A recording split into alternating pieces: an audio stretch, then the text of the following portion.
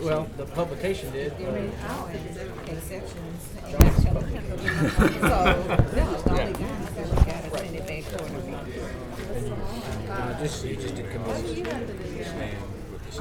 Yeah, I sent him to come up with anything. I understand. That's what I sent down to Federal. Oh, okay.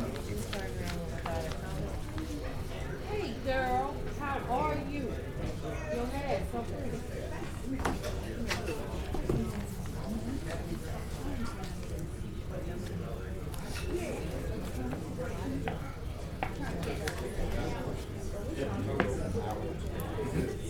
I live on College Street. It's about 2 blocks south of College. On this executive session? It's a cool block. It reminds me of like some blocks in I lived in Brooklyn for 5 years before I moved back to Shreveport. And there were a bunch of blocks in Brooklyn that were kind of went down. And you see young people were starting to move in like slowly. And when I moved to this block 5 years ago, there was only like one other inhabited, but it's a long block. My house was empty. And now it's only got one empty. So it's coming back. Yeah. Hey, how you doing? Good to see you. Everything going good with you? I'd like to see it work it out. Yeah. Tom Martin out his house. Yeah, beautiful house. You sure? No, I have my own right here. Everybody got one. You got Oh, one. everybody got one. I didn't even Thought know. Roy took mine. What's in there? There's a chocolate bar You saw your boy I saw that. Ryan there? Oh, and I saw him on Facebook. Yeah, but I'm like, yeah, it's from Shrek and some wait a cards. minute, wait a minute. Thank you cards, You guys ready? which is good. So I can use thank you cards. Yeah. I used to know what was in it. Deputy Clerk, you ready? Did you click it about that All right. Robinson Fields thing to do? The Robinson Fields. Commissioner Talaferro. We're going to start. I saw that. Thanks. Good afternoon, everybody. Please silence your cell phones. This will call Caddo Parish Commission work session to order February the 18th, 2020 at 3:31 p.m. Miss Nations.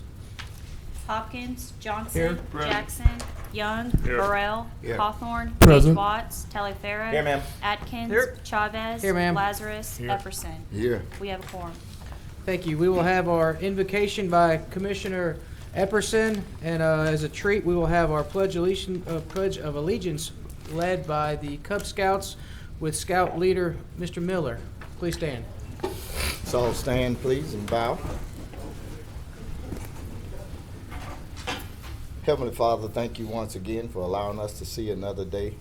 Father, we thank you for your Son, Christ Jesus, whom you sent down on the earth, who was dead, buried. The third day arose from the grave to give us an opportunity to participate in the tree of life.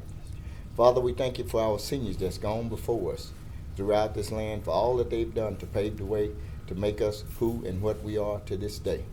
Father, we thank you for our military, domestic, and those that are serving abroad. These and other blessings we ask in your Son's Jesus' name. Amen. Amen.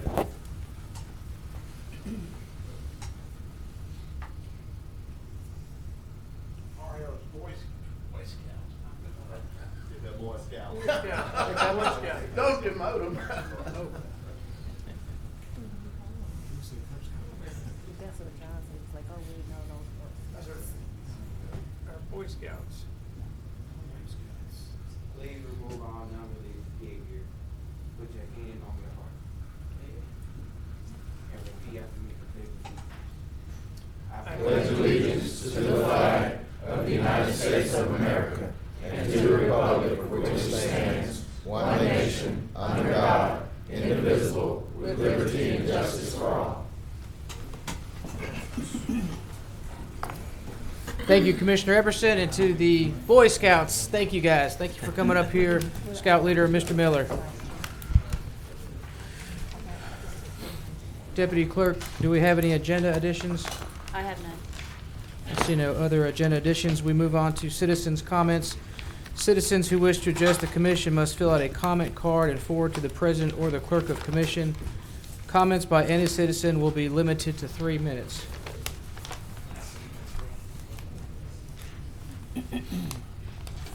I believe this is Miss Ross. Kioki Ross. Here she goes. Ask you a little bit.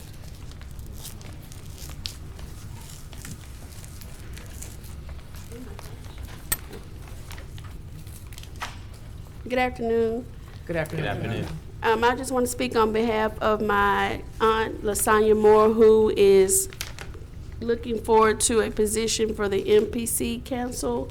I have known her all my life. She's an extremely hard worker, dedicated, committed to anything that she puts her mind to, and I feel that she will be a true asset to the board from all of the things that she's been a part of, even including a nonprofit organization that she heads and her years of experience. So I just want to stand in support of her for this position. Thank you, Ms. Ross. Thank you. Thank you. Next, I have Sharon McDonald.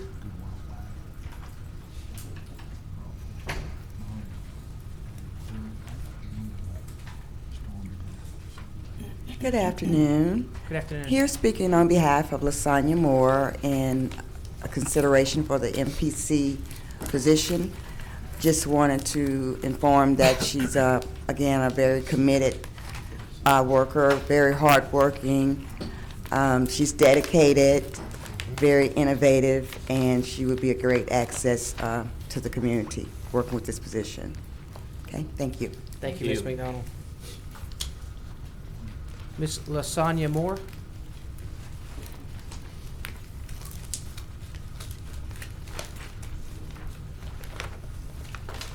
Hello. So I wanted to come here today to first of all just introduce myself. As I stated before, I know that you guys have had an opportunity to see my resume, and when I was out of town, I also submitted a video just introducing myself, my skills, and my background. So I know I've had a couple of questions that come to me. I would like to answer those questions. The first thing was, do you have time? Yes, I do have time. I've been back in Shreveport part-time for the last 3 years here caring for my parents, Mr. Jerry Moore and Mrs. Rosie Moore, who were citizens and active citizens of this community, this parish, for 62 years until their death last year in 2019, and that's the reason why I came back to care for them. The second thing I wanted to let you know is that why do I want to do this? Well, I'm a graduate, 1998 graduate of Grambling State University, and one of the things that they taught us is that we should give back. And that's what I've done over the last 13 years within the city of Austin, and also heavily for the last 8 years within the city of Dallas. And still today, 2 weeks ago, I received a call to join the board of the MLK Center in Dallas. Unfortunately, I'm no longer in the city of Dallas, so I cannot fulfill that position. One of the other things I will add and say to you is that 12 years experience serving on boards in both of the cities.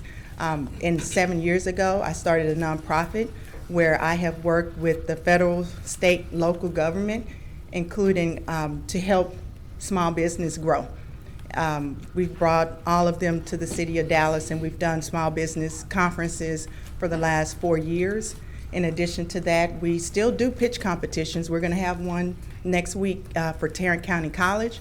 Those are some of the things that I would like to bring here because I've become aware of different funding opportunities that are available when you look at small business development and growth.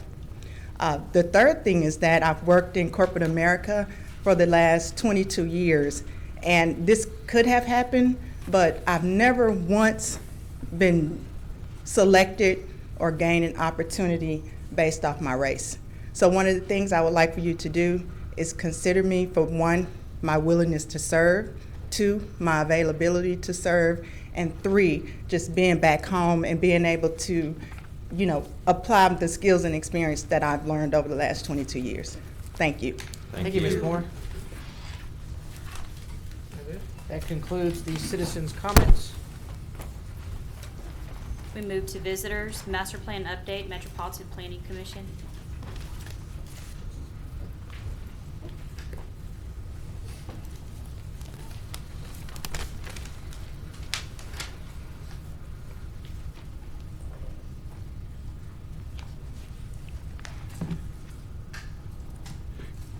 Good afternoon, Commissioners. It's really a pleasure to be here on behalf of the master plan and give you an update on the master plan, Great Expectations 2020 master plan.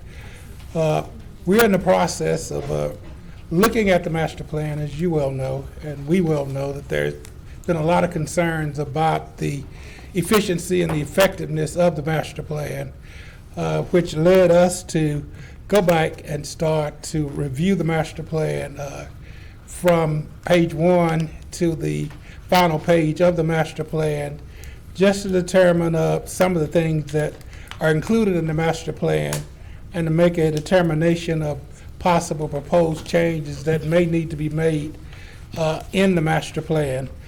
We're in the process of, with your assistance, we have the Master Plan Advisory Committee in place. That's the committee that consists of representation from the Metropolitan Planning Commission Board, the City Council, and the Caddo Parish Commission. We're proposing a meeting of that body in March, probably on or about the 6th of March. We will be getting back in touch with your two representatives to advise them of those dates. Once that committee is in place, that committee's purpose and responsibility is to make recommendations for changes to the master plan as they become appropriate. And we will be put together quite a team of our planners and other administrative staff in the MPC office to start preparing to make information available to that committee in reference to the master plan. As one of the recommendations of the master plan, as you well know, was the Unified Development Code. The Unified Development Code has presented some minor problems in our estimation. Others may consider them major problems, but we consider them minor problems, and we're going to review all of the things that are going on in the UDC and possibly make sweeping changes to the UDC as it applies to persons outside the city limits of Shreveport. We had to accept the fact that urbanism and rural planning were totally different, and by that being said, we have to review the codes as being unfortunately separate and apart. Just giving you just a little bit of background in my short time that I have to address you. The intent when we created the Great Expectations 2030 was to have one code. And that one code, and many municipalities and cities around the United States are able to do this. With that one code, we would have areas specifically designated, or tiers specifically designated for rural living and rural zoning and rural land use policies. And then that would be the urban part of the code that would deal with the inner city, the urban areas, which are considered the city of Shreveport. That didn't exactly happen, but we were able to review what we have in place now. And even though we have two separate and apart codes, we still can do those same things. So what we're very hopeful for in this process, as we prepare to come before your long-range planning committee, what we are hopeful is to get out into the communities, re-engage the citizens. We reviewed, contrary to a lot of popular beliefs, there were some pretty strong efforts that were done in order to engage citizens outside the city limits of Shreveport. We basically found that in responding to assessments and so forth, 82% of the persons that responded were from the city of Shreveport, and 22% of those responding were from the parish of Caddo outside the city limits of Shreveport. So there was participation from citizens outside the city limits. And if you look in the master plan, you see the graphs and so forth. A lot of the persons that did participate were from the northern part of Caddo Parish. There was limited participation from the western part up by Greenwood, and limited participation down Highway 1 and Highway 171 and 71. 71 is not over here, 171. But there was participation, there was involvement from the parish, but we're going to go back and ensure that the master plan reflects the quality of life that is being conducted out in the parish, and also reflect recommendations. One of the things that we did not do, and it may be part of the reason why there are some slight problems now. The master plan was adopted in 2010, and one of the recommendations of the master plan was to adopt a unified development code. That got done. The unified development code was not widely received. There were some situations and there were problems with the unified development code that delayed the other processes that should have been happening. So a lot of the recommendations that were part of the master plan never got revisited, and nothing really ever happened in reference to them being addressed. As I shared with the city of Shreveport today, we're going back through the master plan, and every recommendation at the end of every chapter of the master plan, there were recommendations. We're going back and reviewing all of those recommendations that were done, seeing what has been done in reference to those recommendations, and making sure that they've been properly addressed. What that's going to mean is that some of the departments in the city and some of the departments in the parish will be being contacted to determine if anything has been done as far as the recommendations by the master plan. There's a very good chance that they haven't been done, and there's a very good chance that nobody really knows what the recommendations were, but that's part of the process that we need to go through. We will be doing updates and reviews every 5 years from this date forward to make sure that by the time we get to the year 2030, that a opportunity has been made, that every recommendation that was made in the master plan has been addressed. That gives us basically 10 years from now. So what I'm sharing with you as I'm closing is that everything that we feel or persons feel is wrong with the master plan can be addressed in the next 10 years as it was outlined. It was a very well put together plan.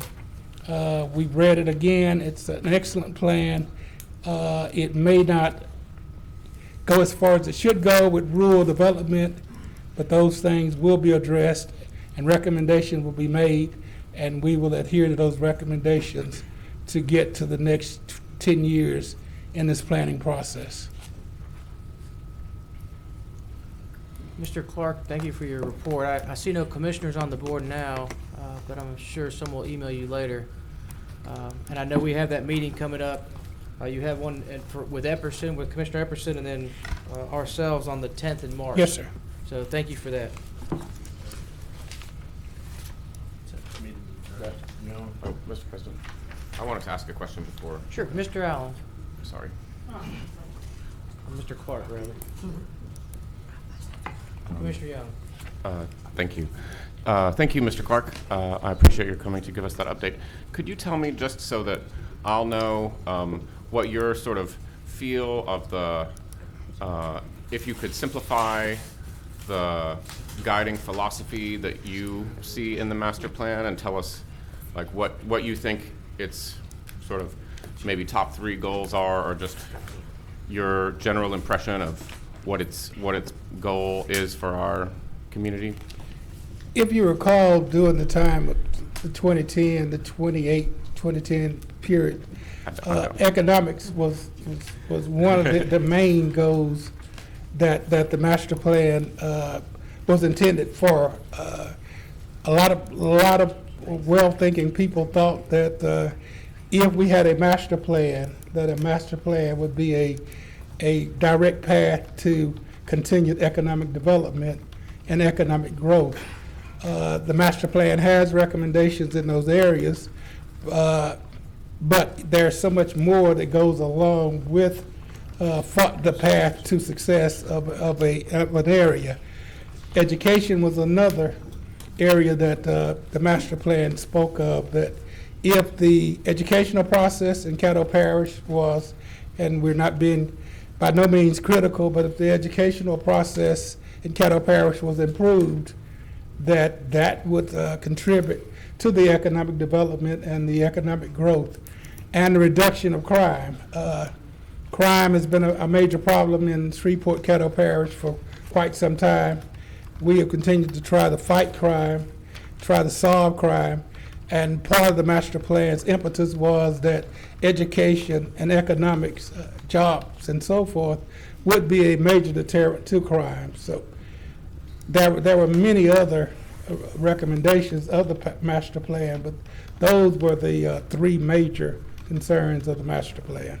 So, and of those 3, do you see economic development to be the one that the MPC deals with? The MPC will be dealing basically with all of them in planning and land use planning.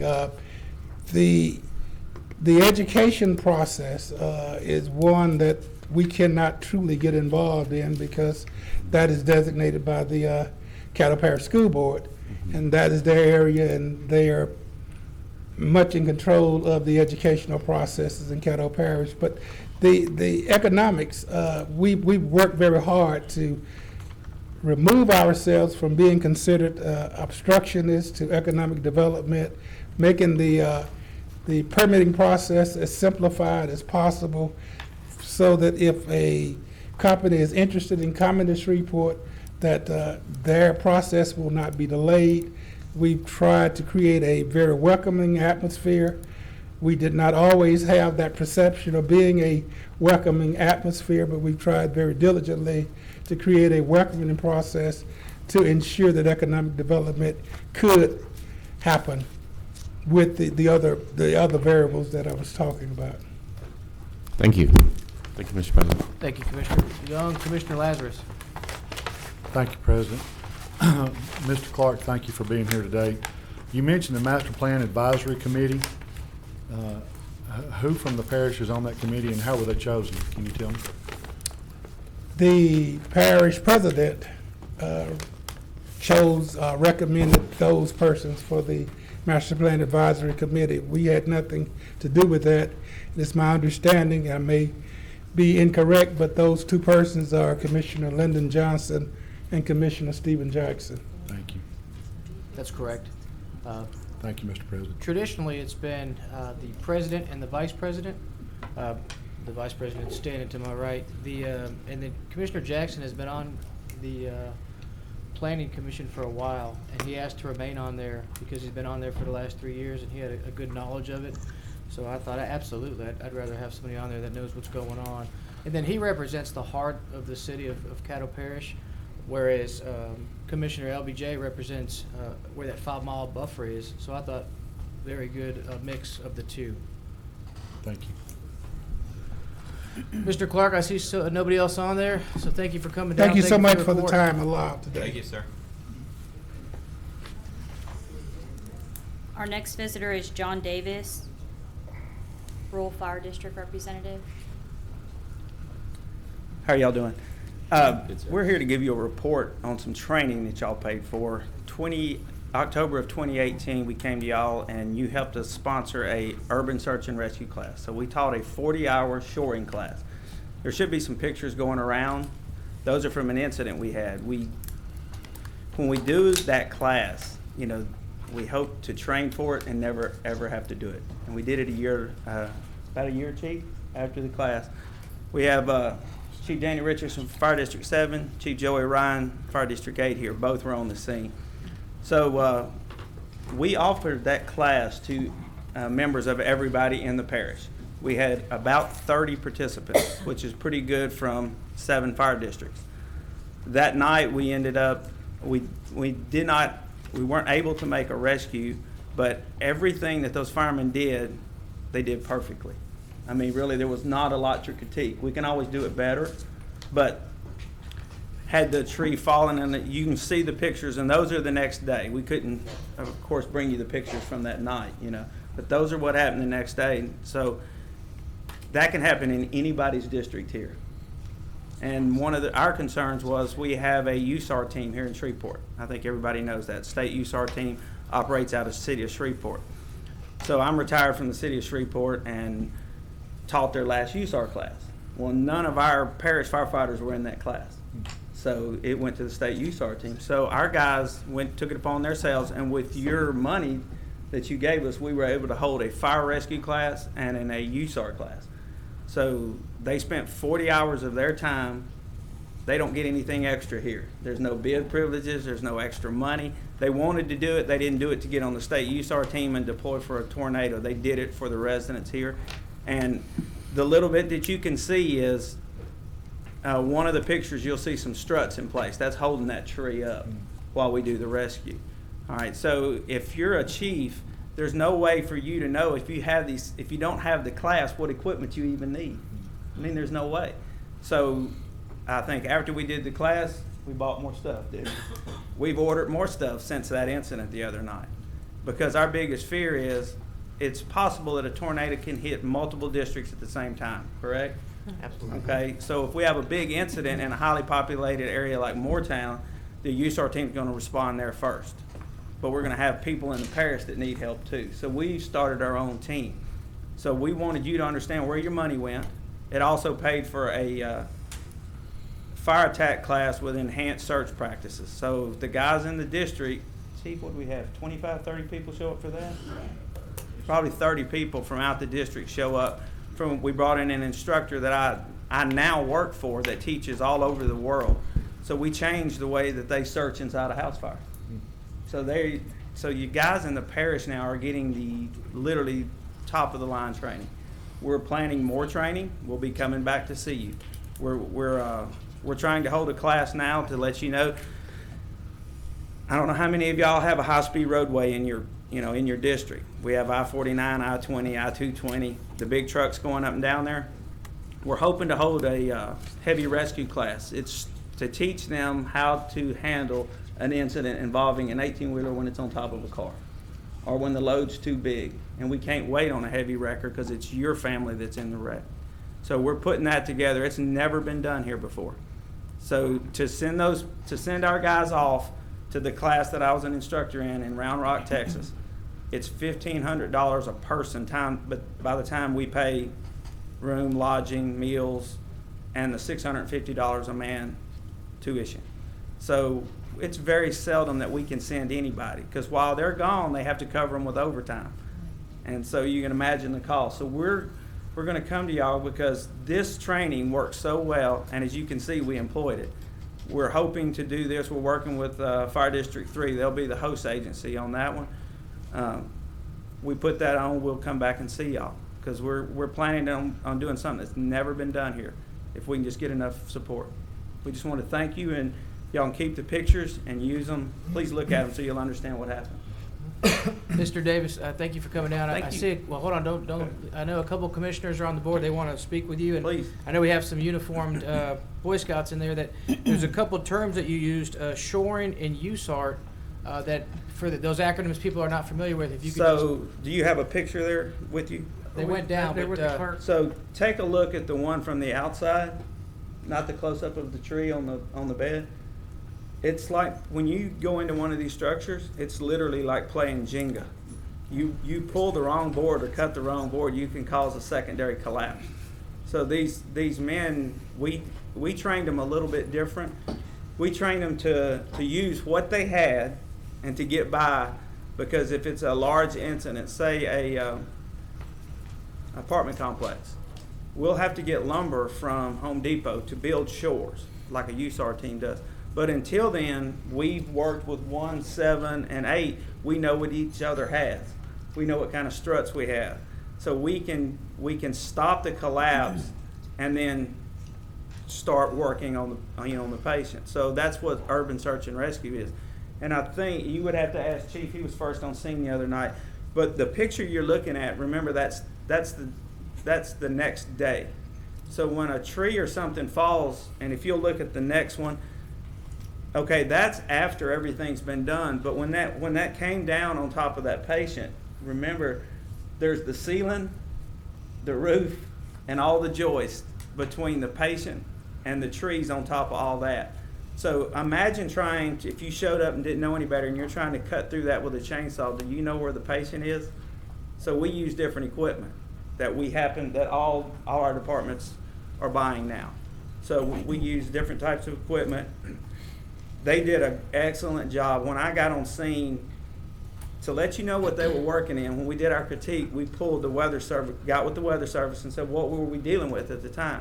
So we had the main storm had passed. So we were dealing with 34 to 38 mile an hour steady winds, gusting to 59.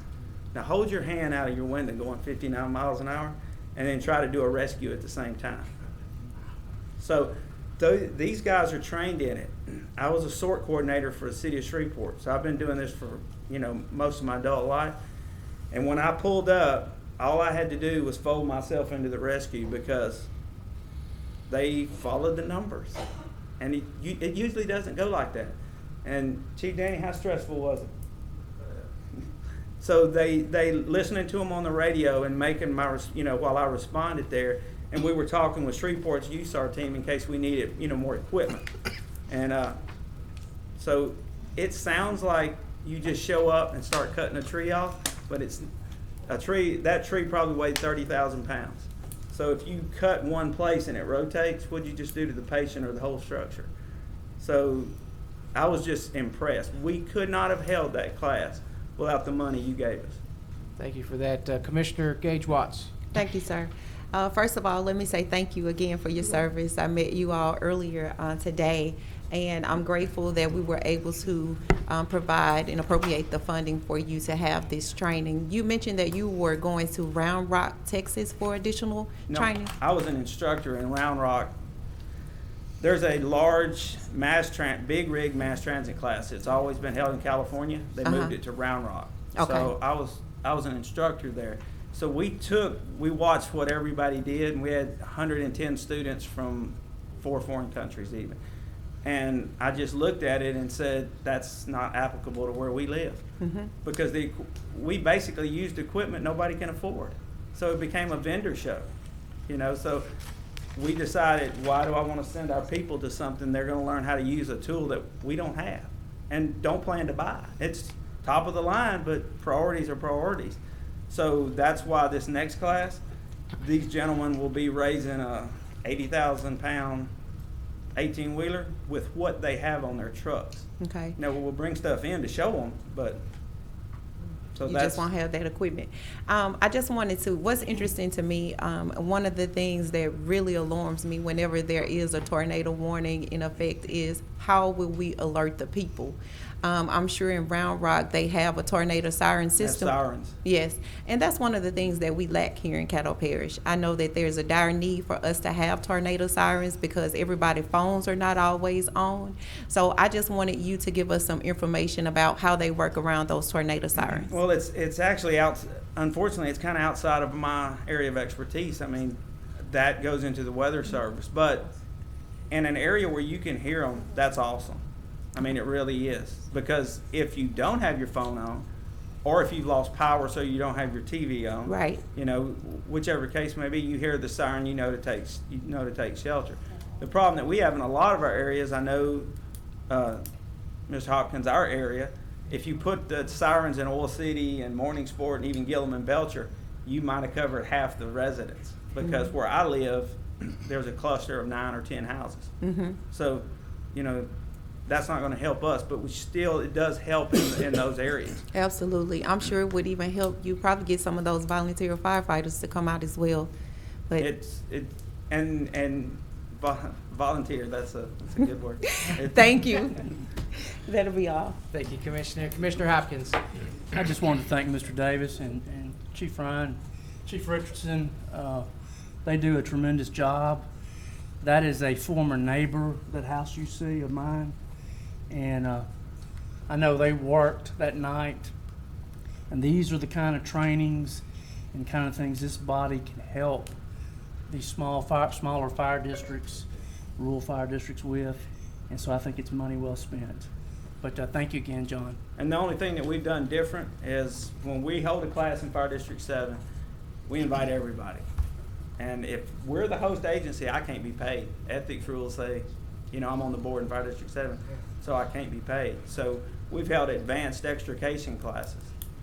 Go ask your firemen that cover your house if they've been to an advanced extrication class. Okay, because I think we're the first ones to hold it, but we did it, and we put the word out to all 7 districts in Caddo Parish. You want to send somebody? Don't cost you nothing. Send them all. You know, if it cost us, then we split the cost. But we can't, I mean, the Round Rock class cost them $60,000 to put it on, and they made money because they charged $650 a student. We're not about that. We just want to cover our costs and make sure we can get it done. So, thank y'all very much. Mr. Davis, thanks for coming down. Thank you. Now we move to Compassion for Lives, Executive Director Carla Bunton.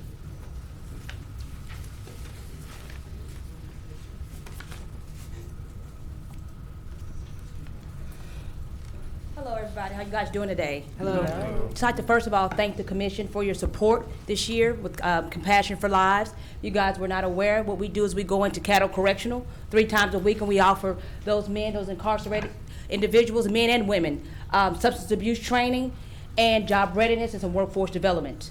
And I'm here today because just want to let you guys know, like I said, thank you again for your support, what we're doing in the community. What you're seeing here in the community is poverty equals crime. And what we're finding out here with Compassion for Lives, we do here, we go in and we sell that service. We do tutoring, and we also tell those men once they exit the facility, the Caddo Correctional, to come to us to let them help find employment. We've come to a big stop here.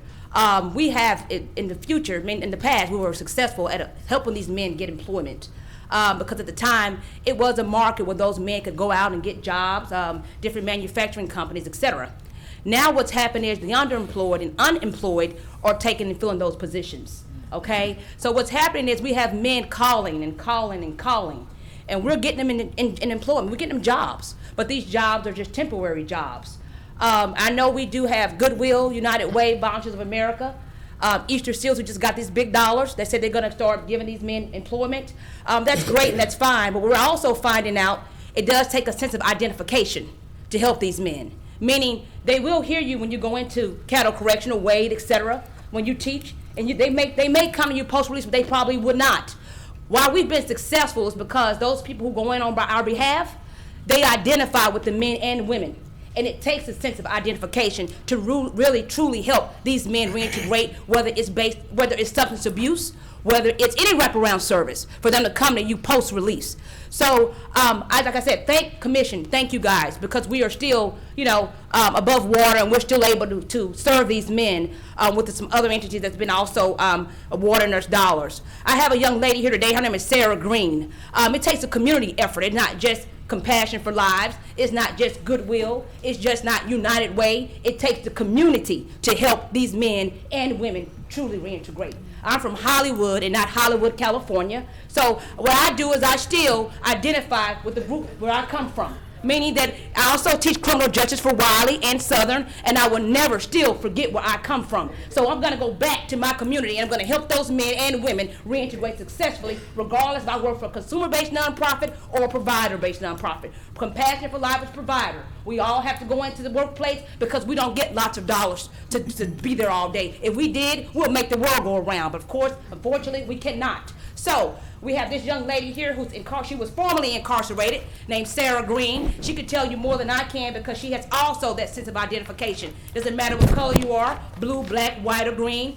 It's all about passion. So I'm gonna let Sarah Green tell you about what she's doing in the community because I'm stunned and she's just like me and I love it. So Ms. Green, I'm gonna tell them what you're doing here in the community. Hey, how are y'all doing this evening? I am the formerly incarcerated, and I've been released from federal prison myself. I saw the need for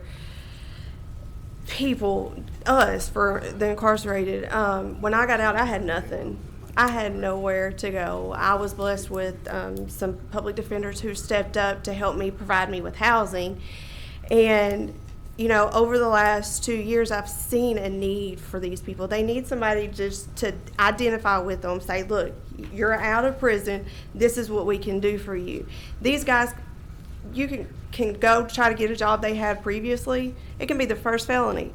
That place is not going to hire them again. They're stuck at a $7.25 an hour job. They can't take care of their family anymore. And so what I do is I come in and I have housing for them.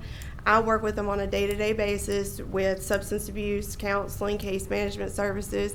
I help them get their identification when they come out of prison. Any needs they have, I'm there for them each and every day. Our biggest need is the employment with these guys. We need more employers to stand up and say, hey, let's take this chance. Let's give this person a second chance because people do deserve second chances because we do make mistakes and we need that chance out there. So that is our biggest need right now is for more employers to step up and give people the chances that they do deserve. And we are, you guys, Compassion for Lives is funded by Beard Foundation. Thank God to them as well. We give these men bus passes when they leave out of prison. And I've also been helping some of her ex-offenders with bus passes. But this young lady is driving these men back and forth to work every day. She's housing, I think, 13 right now because she has some houses, and she's actually driving them back and forth. So I would like to let Commissioner know, thank you for your support, and we are asking for any awareness you have with employers to assist these men in being actually getting true jobs, not $7.50 an hour. They can no longer live on $8 an hour. And so those type of jobs that we're going to be getting for these men, it's not going to work. Poverty equals crime, and they will go back to crime because they will still be stricken in poverty. So thank you guys so much. Thank you. Commission, thank you. Thank you. Don't leave, ma'am. Commissioner Burrell would like to address you. Yes, I would, Mr. Chairman. It's kind of funny. I found out yesterday while I was cutting my yard that this is my neighbor, only a block down. Yeah. And the energy and that she brought forth just had chills, gave me chills standing out in my front yard because she has a passion for what she does. And I agree that, you know, she may have a small nonprofit. Many of our larger nonprofits, they do a great job, but they do not get down, sometimes down in the community where these people are. And small nonprofits like that do. Yes. So again, we appreciate all that you do, and anything that I can do, I will do for you. Thank you. Thank you. Thank you, Mr.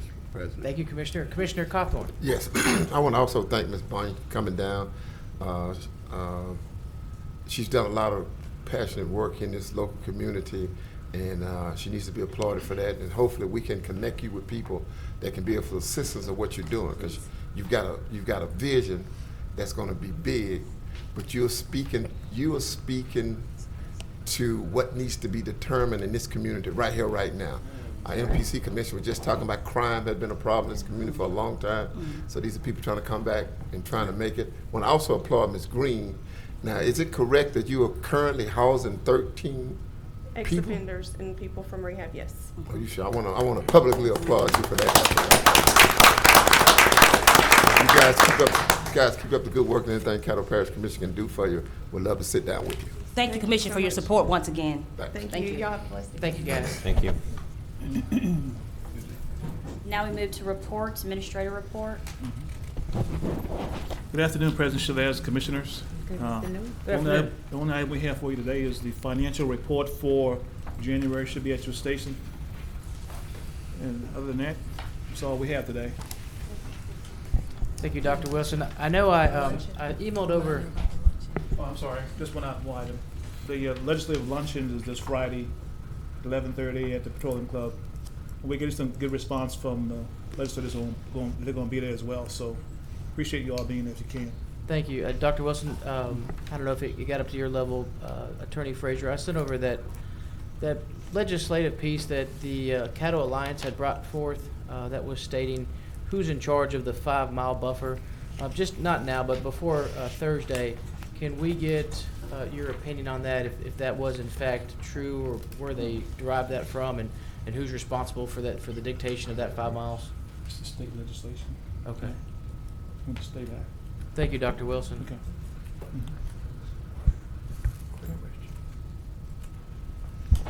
I have Parliamentarian Atkins. Thank you, Mr. President. Dr. Wilson, I know you all have distributed to us the list of priorities for the legislature. Yes, sir. I'm not, some of us may have misplaced our copy. Okay. In anticipation of Friday's meeting, would you be kind enough to resend that to the commissioners? Yes, sir. Matter of fact, we have some late submittals, so we're updating the list right now, and we'll have it to you before Thursday. Thank you very much. Thank you, Mr. President. Now we move to commissioner remarks. All right, if any, Commissioner Vice President Johnson.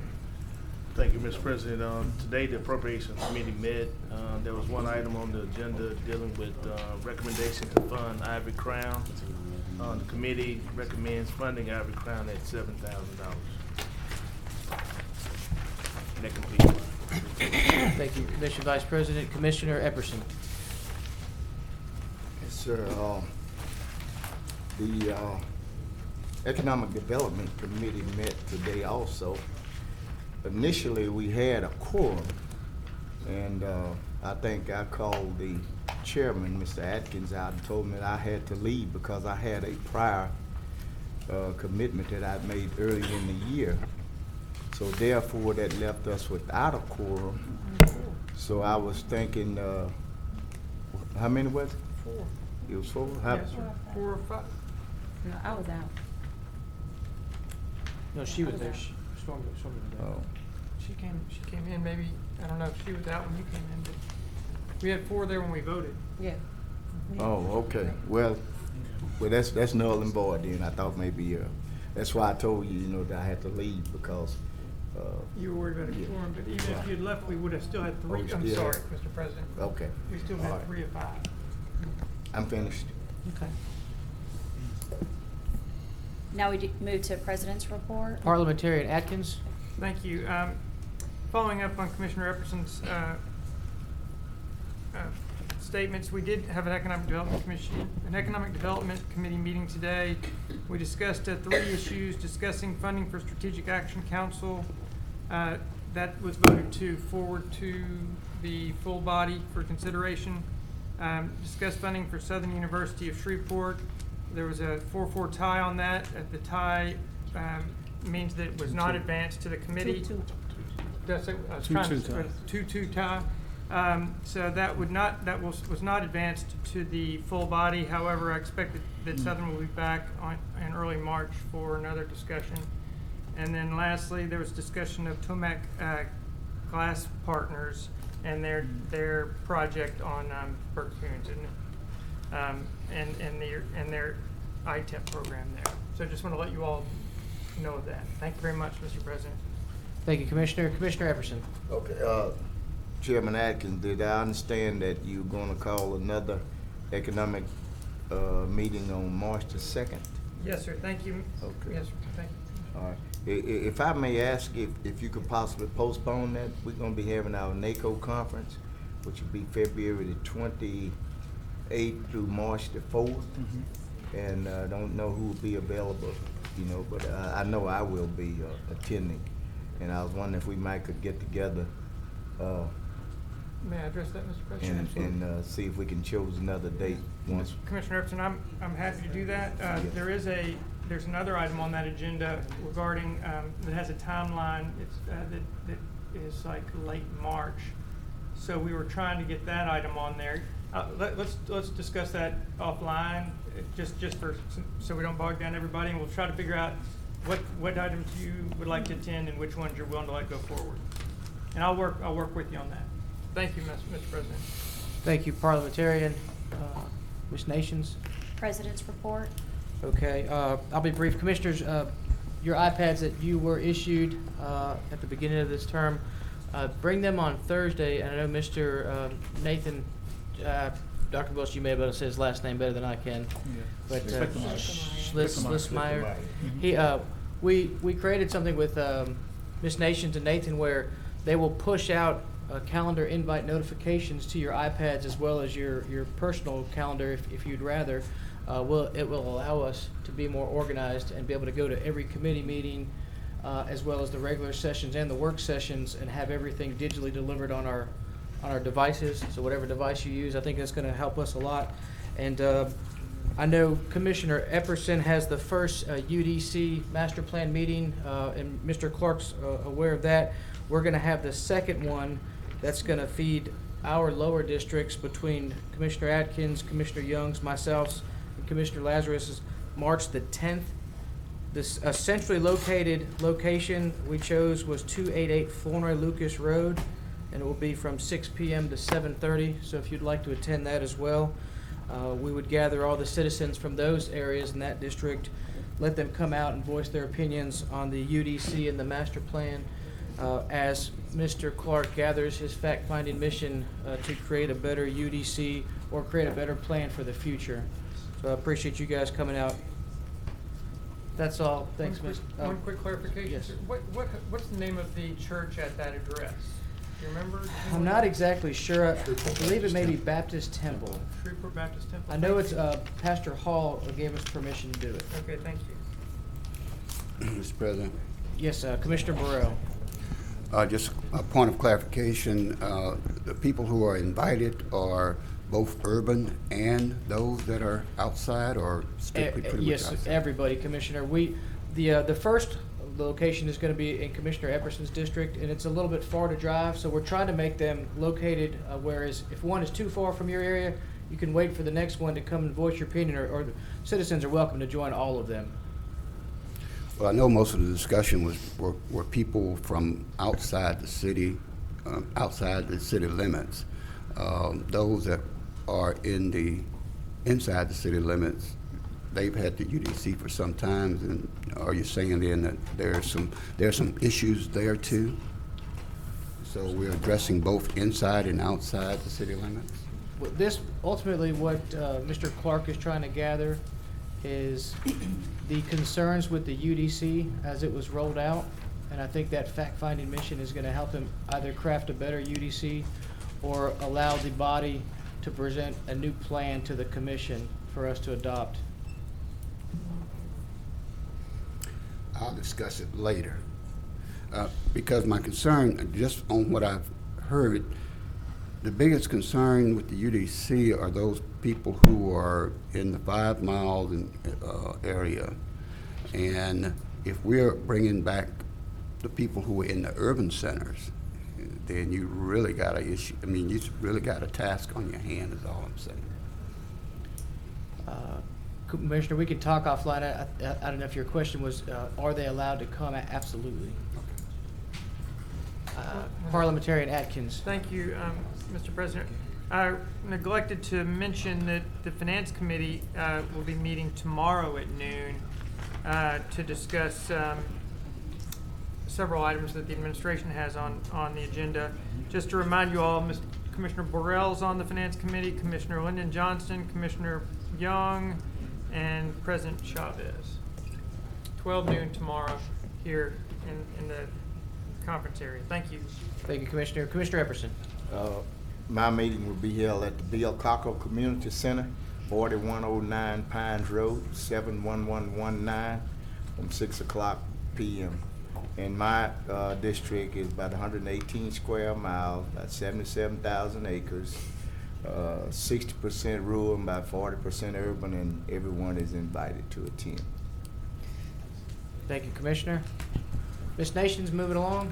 We have no old business. We move to new business. Commission will convene into executive session to discuss all issues regarding professional competence, character of Jeff Everson, Commission Clerk appointee. Attorney Frazier, don't know if we need to vote on this or not, but rather than clear everybody out that's here to watch how government, especially the Boy Scouts, could we move this item to the end? That way we can finish our meeting and they can watch government and then we can address it. Commissioner, you have some items that I think you probably want to address in the executive session prior to items that are further at the bottom of the agenda. That would not be the logical order to get to those items. Okay, thank you for your opinion. Commissioner Epperson. Well, that's okay. I think you got your opinion. Okay. Commissioner Vice President Johnson. Yeah, that's what I was gonna say, that we got some items that we need to talk about in executive session before we get down to them. And I would ask at this time, that is unless Mr. Everson wishes to have those items discussed in the open meeting. Because per the statute, he does get that opportunity. I would prefer that it happen in an open meeting if that's my right to request. That is your right to request. Thank you. We can skip executive session and move along. Okay. Thank you, Mr. Epperson. That worked out conveniently for everybody. You guys can stay and watch government. Ms. Nations? Authorized introduction of ordinance number 5945 of 2020 to establish the salary of the commission clerk pursuant to section 3-10 of the Home Rule Charter for Caddo Parish, to adopt a compensation schedule for that position and to otherwise provide with respect thereto. So moved to Thursday? Second. All right, got a motion and a second. Commissioners, I wanted to move this to Thursday. What I've heard a lot is we have yet to set the salary. This doesn't pick the person, but rather just sets the salary and the advertised amount that we published. I would like to just put that as the salary to be paid to either Mr. Everson or whomever ends up as the clerk of commission, that we have that piece of legislation put aside and we're done with that. That way, whomever gets that job can get into the position more expediently. Thank you for your support on that. Commissioner Vice President Johnson. Got a substitute motion to table this until we hire a clerk. Second. All right, got a substitute motion and a second. Would you like to speak on your motion? Yes, when we posted for the job, we posted what a beginning salary would be. So that part is already done. And then how do we set a salary when we don't even have a commission clerk? So depending upon their experience and their background, I think you need that in order to establish a salary. So since we don't have one yet, I think we need to make sure that we have one and then set the salary based upon their qualifications. Commissioner Epperson? I concur wholeheartedly with Commissioner Johnson.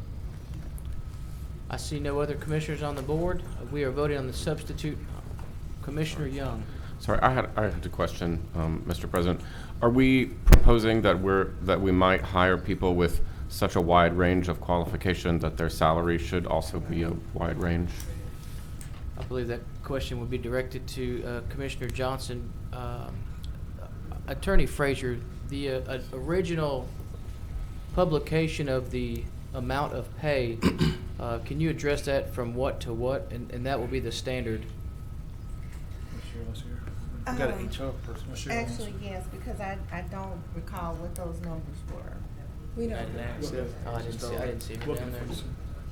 I believe the starting was 90,000. I don't know what the range was, but because I believe the 90,000 was advertised, continuing on is in the current procedure and the current process that you have, that needs to be your base. Commissioner, does that answer the question, or do you want? So there's a range that we advertised. We don't know what the upper end of it is. Was it? Commissioner Taliaferro, he's got that figure. Yeah, thank you, Mr. President. It ranges from $47.94 to $77.60 per hour. I see. Okay.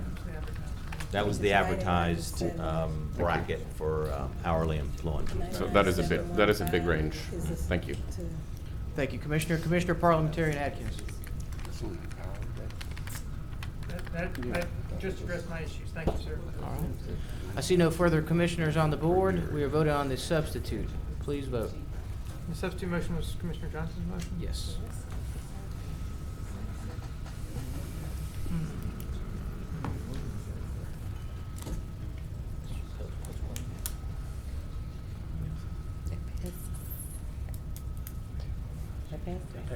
That passes 8-3. Next, Ms. Nations.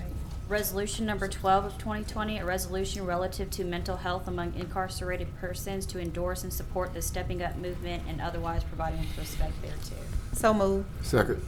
We have a motion to advance and a second from Commissioner Cothburn. Commissioner Stormy Gage Watts, would you like to speak on your motion? Sure. Thank you, Mr. President. This is a resolution just joining a national initiative by stepping up to reduce the number of people incarcerated with mental illness. It's cost savings for the parish. It produces education by committing to learn what other parishes are doing in the state and throughout the country, reduce recidivism, which you heard earlier, by improving the outcomes in people incarcerated with mental illness. So I ask my colleagues to support this resolution. Thank you. I see no other commissioners on the board. Please vote.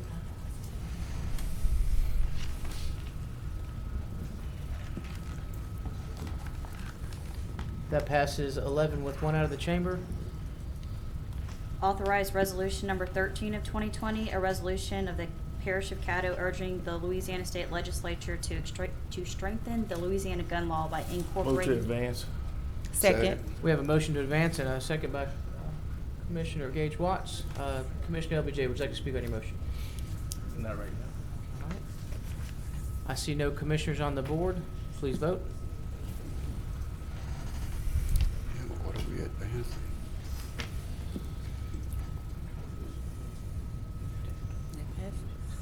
That passes 7 to 4 with one out of the chamber. Authorize resolution number 14 of 2020, a resolution approving an agreement with NLCOG, the CDC, and the LSUS Red River Watershed Management Institute for the purpose of applying for grant funding and acting in support of watershed region management activities, and in conjunction with the State of Louisiana Watershed Initiative. So move. Second. Got a motion to advance by Commissioner Epperson and a second by Commissioner Atkins. Commissioner Epperson, would you like to speak on your motion? No, sir. If the administration would like a word, if someone needs it, city administration. So Ken Rogers came last month, briefed us on this project. This is the watershed initiative statewide for us to participate and get some of the federal dollars to work on drainage issues in the area. And this is a resolution of supporting that initiative. Thank you, Dr. Wilson. Commissioner Burrell? That's okay. I want to try to get an explanation. Yes, sir. I see no other commissioners on the board. Please vote.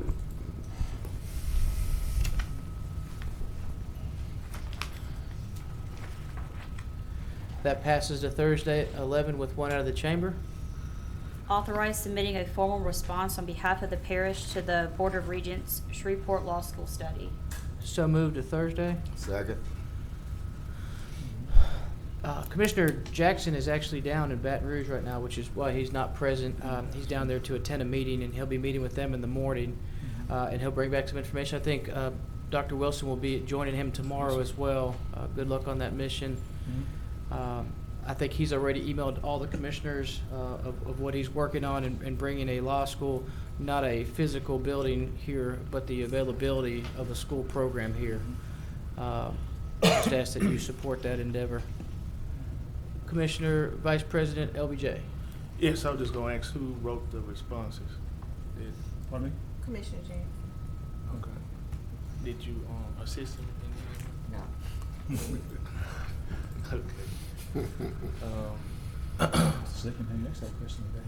Let's see.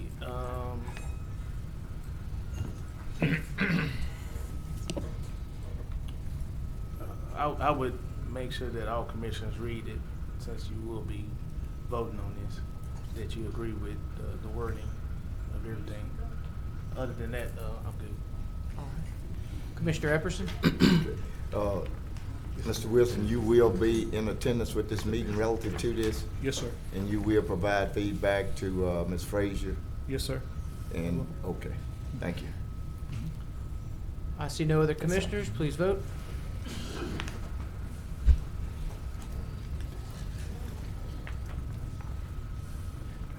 That passes 11 with 1 out of the chamber. Authorize discussion of hiring commission clerk. Okay. So, got a question before I get started on discussion. Can a motion be made from this discussion? No, your formal motions are gonna have to wait until Thursday. Okay. You're voting to move something forward. So if you're going to move something forward to be voted on by the body on Thursday, you can vote on that. But as an action item, if it's action that has to be taken, that has to be voted on Thursday. So it can move. You can move something to Thursday to vote on and take action on. So I can make a motion today? Yes. Okay, that was the question. All right. Because you were saying make a move on, but you got to make a motion in order to move. Right. Okay. But I just want to make sure that whatever motion you made is confined to something that's got to be an action on Thursday. Okay, all right. I guess based upon the meeting that was held in Baton Rouge at the Ethics Board, and the opinion that they have decided upon, it seems that there was a conflict of interest with the person that the parish commission chose as a clerk. There is possible ways that could be cleared up, but I think that the responsibility now lies with the commission and not the individual, because it's still in our hands. And so based upon that information, is it being that person that does not meet full employment based upon the conflict of interest, and then in order to clear that up, there would have to be some type of change made, whether a nonprofit organization doesn't get funding, which they've already been approved for funding in the 2020 budget, or there's some other thing that could be done, which is third party, so I won't say what that is. But I think now, based upon the opinion, which the opinion of the ethics board is what we was waiting upon to determine the setting the salary and the start date.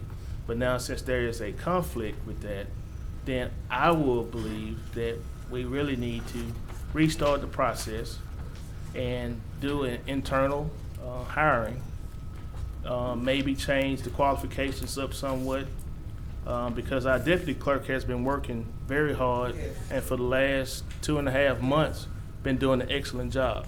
Absolutely. Before, we really didn't know how much of the work she has been doing and how much Todd was actually doing. But now, she's doing it all by herself. So she's actually proven herself that she can actually do the job and do it by herself. You know, I hate to see where we overlook someone who is actually excelling in their job and doing it by themselves and doing an excellent job to do it. I haven't heard any commissioner complain about the work that she's been doing, and every time I call about something, she says, "Commissioner, I get right on top of it and it's done."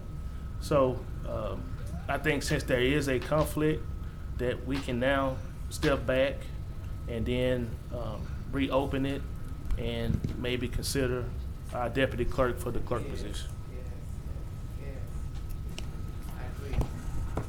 That's it for right now. Yes, sir. Thank you, Commissioner. Commissioner Atkins. Thank you, Mr. President. I agree that our deputy clerk has been doing a fine job. However, I also want to remind everybody that we have made a proposal to an individual who's who's made considerable adjustments to his life to fill this role and take this role as a clerk. He's put his career on hold, and he's been working diligently with the ethics board to resolve any conflicts that have been identified. And let's be clear, those aren't ethical lapses on his part. They're just conflicts that existed prior to him being appointed to the position. So I'd like to give him a period of time to resolve those issues.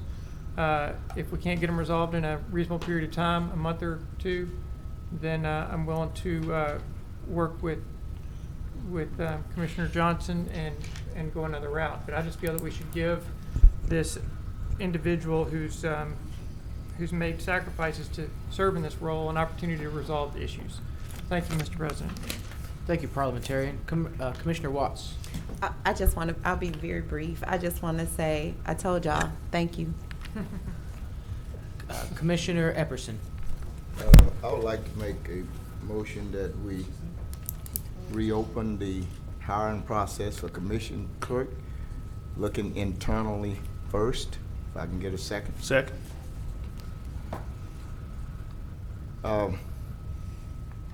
Been here and done that. Came down in '92. One of the first issues that we encountered in the hiring process was a young lady that had been working on the commission job for 7 years. The administrator then hired a man, put her over this young lady after 7 years, and guess who had to train him? I think it eventually led to a lawsuit. Not only here, but I've seen this so much out in the other employment areas also. And it appears especially, it almost appears as though there are some things that we figure that has to be reserved for men. And some of you may wonder about the efficiency of Ms. Nation, but I don't. And you all know what I do down in this office, the information that's required. I've been knowing that. And I think it's just immoral, unconscionable, that somebody will be somewhere in a position all this time. And then, you know, I used to always say, well, hey, what if an individual died? Do you think we were going to stop? Nope. We didn't stop. These people prepare themselves. Ms. Nation has been going to school. She's articulate. She can do everything. And then we're going to go through all these changes. We're going to go outside and get somebody else in and bring them in over her. And guess who's going to have to train them? She is. You know? Yes. It's just not right. It's not fair. Thank you. Thank you, Commissioner. Commissioner Burrell. Thank you, Mr. President. I guess sitting on the sidelines and not being a part of this process,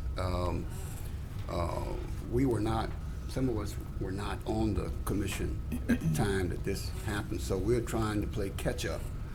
And I guess my question would be, just based upon what I'm hearing here, at the time that the process, we were going through the process, were different people eliminated from the process, that people who were internal could not apply for the job? Is that part of it? Yes, sir. Okay. Because of qualifications. Yeah, from the congregation. Okay, because of qualifications that the commission established. Correct. Okay. And now where we are, now the commission can change it and put new qualifications, because I assume that we were gonna, that person still is gonna have to follow certain qualifications. That's just my assumption. I would assume the same thing, Commissioner. I have to lean on Attorney Frazier for that answer, though.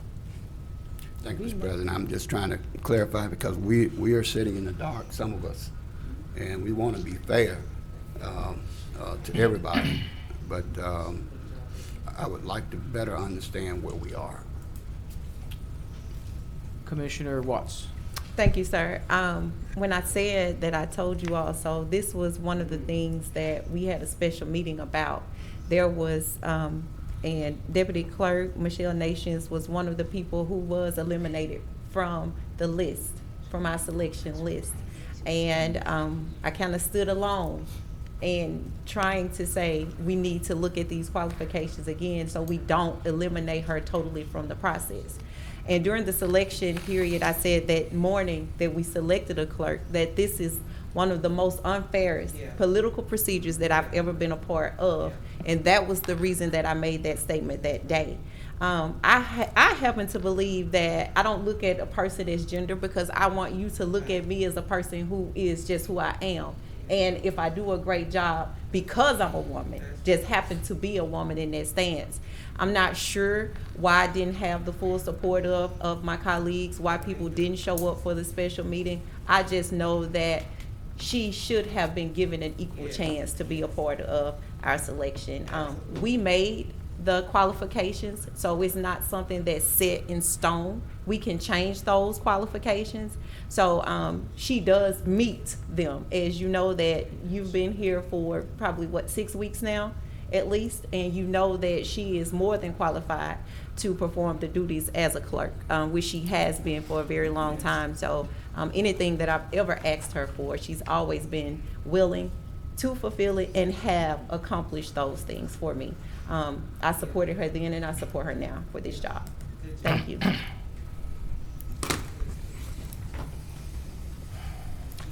Commission, LBJ, you already went. Commissioner Talaferro. Thank you, Mr. President. I don't think anybody is questioning the qualifications of Ms. Nations or the intent of. If I could interrupt just a minute. I'm sorry. Mr. Telefer, I apologize because I normally don't do this, but someone's competence and character should be discussed in executive session unless they waive that right to do so. And I think we probably maybe cross a couple of lines here. So if we're going to discuss Ms. Nations, then we need to give her notice of an executive session, and she have the opportunity to decide if she wants it in an executive session or an open meeting. I understand. Thank you, Attorney Frazier. No, you can still talk. Okay, thank you very much. I appreciate that. Again, let me get back on my train of thought. The qualifications of any of the candidates I don't think is in question.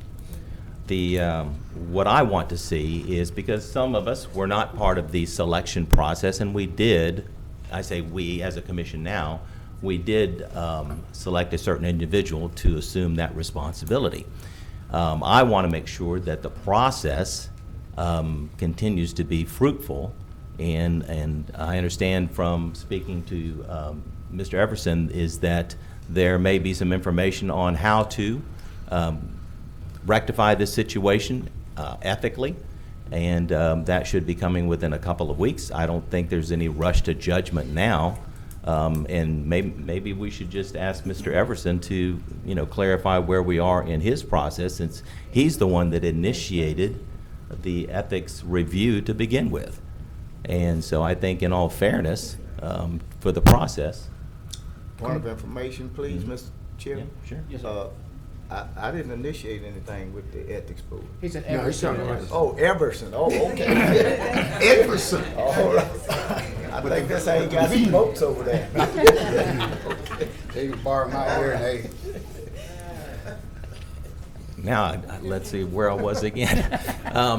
Anyway, that's all I really have. I just want to make sure that the process works, to be fair for everyone involved, and that we really do our due diligence in all areas of responsibility going forward.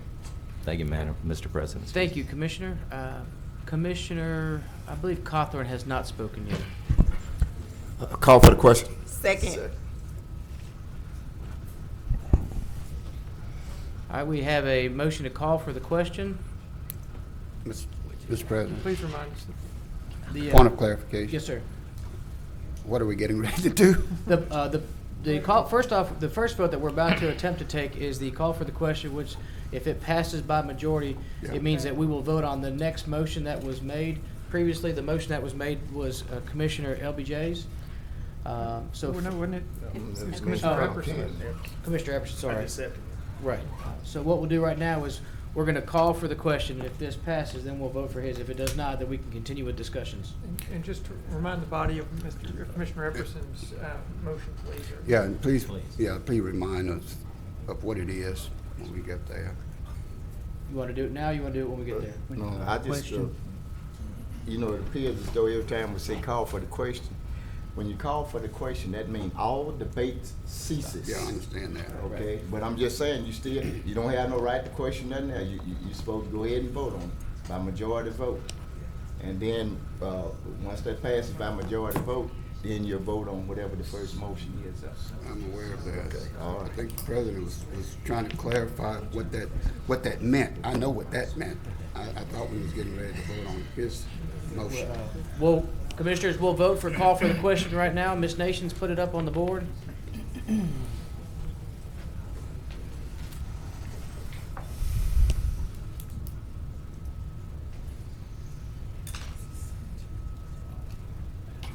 that passes 7-3. 8-3. 8-3.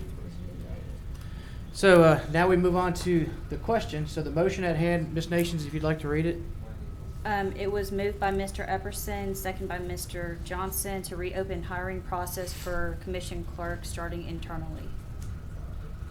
All right. Please vote. Oh, could I ask a To question move to about this Thursday. one? This is to move to Thursday. Oh, okay, great, sorry.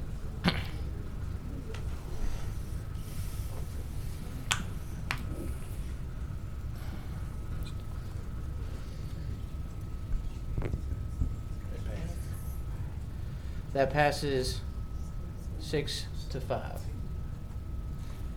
All right, next. 7? 6 to 5. 6-5.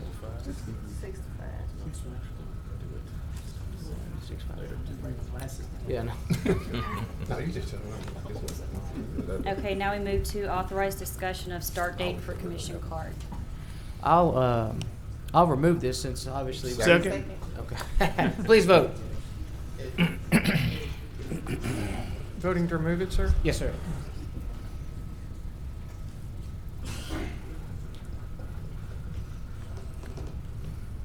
Commissioner Hopkins, Commissioner Chavez.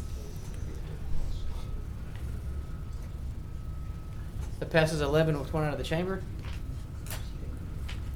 Now we move to communiques and committee reports.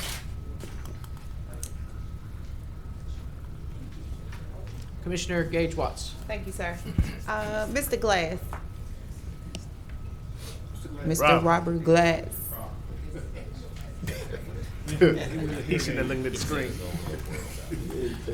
I knew someone was going to tell him I was calling you. Hey, Mr. Glass. How are you today? Fine. I have in my area, and I know this is in the city, but I need your help with this. There's a car that has been in a tree for 3 weeks. They ran into the tree and left the car there. They came back, they stripped the car down. They're turning that field into a dumping lot. It's at the corner of Broadway and Tate Street. Broadway and what? Tate. Okay. T-A-T-E Street.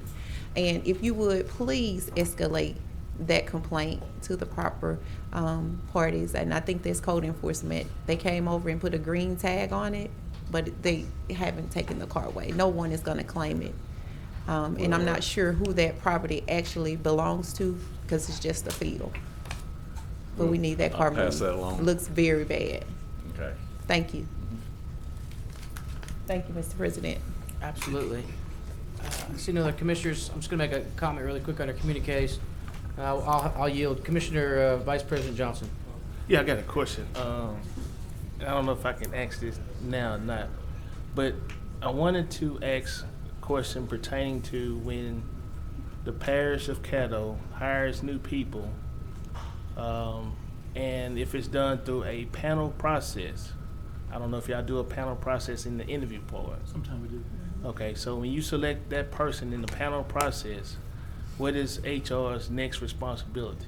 Do they automatically hire them, or do they have to have other steps in place before they actually be hired? Okay, you want Cheryl to explain the hiring process for you? Yes. We'll do that. Okay. Cheryl? And when a person actually becomes a hired person, a hired E of Caddo Parish? So once a board selects the applicant, the candidate for employment, then HR will conditionally offer the job to that candidate. And then they have to successfully complete our drug screen, background, credit check, if that's required for the position, before they actually receive the position. Okay. Do you also do ethics checks as well, or do you do some other type? Ethics checks, no, sir. Okay, so that doesn't happen. I'm sorry. You do? I'm sorry. You referring to like conflicts of interest, we asked that on. Oh, yes, I'm sorry. Okay. You addressed that. Okay. But one thing I do want to point out is conflicts of interest are actually the responsibility of the person that's being hired, because those are the persons that are going to be fined or have to be removed from the job. It's not the job of the agency. We will look at it if we think that there's an obstacle, but ultimately the responsibility falls on that person, because those fines and charges are against the individual, not the agency. Okay. So that's important to know. So is that person hired if there is a conflict? Probably not until we've had them address the conflict. Okay. All right. Thank you. Thank you. I'm done. Yeah. Thank you, Commissioner. Attorney Frazier, did you want to speak in response to? That's what that was Okay. for. Commissioner Burrell. Well, I was just was going to say, a lot of time the person who is being hired, they don't know that there's a conflict of interest themselves, and I'm not sure where it goes from there.